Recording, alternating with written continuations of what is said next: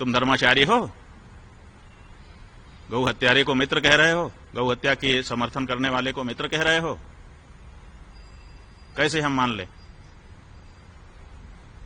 आपको धर्माचारी? आप कहते हैं मैंने शास्त्र पढ़ लिए, शास्त्र में लिखा हुआ है कि जो विकलांग होता है उसको सन्यास का अधिकार नहीं है। उसके बाद भी आप दंड लेकर के सन्यासी बन करके घूम रहे हो लोगों के सामने। क्या वो पंक्ति आपकी दृष्टि में कभी नहीं आई? अंग विकलः। आपको अगर शास्त्र पढ़े होते आप कहते हैं सर्वस्य लोचनम शास्त्रम, बिल्कुल सही है। यस्य नास्त्यन्ध एव सः। आप इस पंक्ति का उदाहरण देते हो अपने वक्तव्य में कि जिसके पास शास्त्र रूपी आंख नहीं है वो अंधा ही है। तो ठीक है, आपके पास ये भौतिक आंख नहीं है, उसके लिए हम कुछ नहीं कहते हैं, वो तो उसके लिए कुछ नहीं कहा जा सकता, उसके लिए आपका हम कोई असम्मान नहीं कर रहे हैं। लेकिन आप ये दावा करते हो कि मेरे पास शास्त्र रूपी आंखें हैं। तो शास्त्र रूपी आंखें हैं तो शास्त्र रूपी आंख ने तो बताया है कि जो अंग विकल हो उसको सन्यास नहीं धारण करना चाहिए। तो आपने कैसे धारण कर लिया है? शास्त्र विरुद्ध कैसे आप सन्यासी बन के घूम रहे हो? बताओ। आप तुलसीदास जी के विरुद्ध हो, आप रामानंदाचार्य जी के विरुद्ध हो, आप शास्त्र के उपनिषद के विरुद्ध हो, और आप उस पार्टी के नेता के पूरे तरह से पक्ष में हो। उसके लिए कभी आलोचना का शब्द आपके श्रीमुख से अभी तक भूल से भी निकला नहीं है। पूरे सब आचार्य, सब भक्त, सब जो है सज्जन पुरुष आपकी दृष्टि में निंदा के पात्र हैं। और वो बड़ा संस्कृतज्ञ है ना, वो तो आपसे संस्कृत में ही बात करता होगा, इसीलिए तो आप बहुत गदगद हैं मुझसे। वो कौन सी संस्कृत है जिसके कारण वो आपका सम्माननीय है और बाकी सब निंदा के पात्र हैं आपके लिए?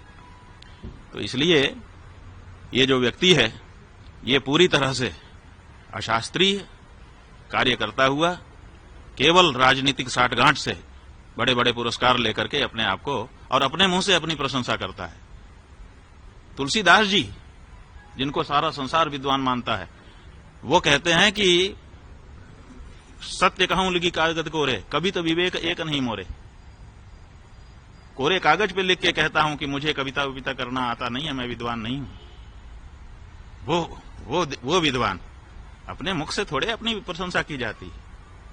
विद्यमान रन पाई रिपु कायर कतहि प्रताप। जो कायर होता है वो अपनी प्रशंसा अपने मुख से करता है। अपने मुख से अपनी करनी बार अनेक भांति बहुबरनी। अपने मुंह से अपनी प्रशंसा नहीं होती रामानंदाचार्य जी। जब दूसरे प्रशंसा आपकी करें तब आपकी प्रशंसा होती है। इसलिए हम तो केवल देखो भैया, ज्यादा नहीं कहना चाहते।